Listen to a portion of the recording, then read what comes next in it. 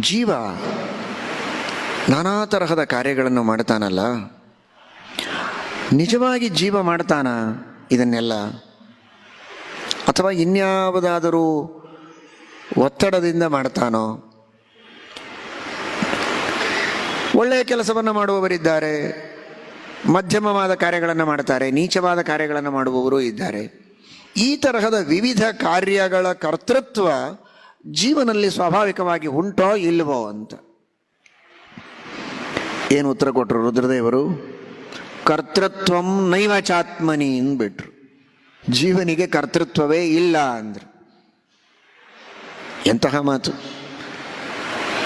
ಬ್ರಹ್ಮಸೂತ್ರಗಳಲ್ಲಿ ಹೇಳಿದ್ದಾರೆ, ಕರ್ತ ಶಾಸ್ತ್ರಾರ್ಥವತ್ವಾತ್, ಜೀವನಿಗೆ ಕರ್ತೃತ್ವ ಉಂಟು ಅಂತ ವೇದವ್ಯಾಸದೇವರೇ ಬ್ರಹ್ಮಸೂತ್ರದಲ್ಲಿ ಹೇಳಿದ್ದು.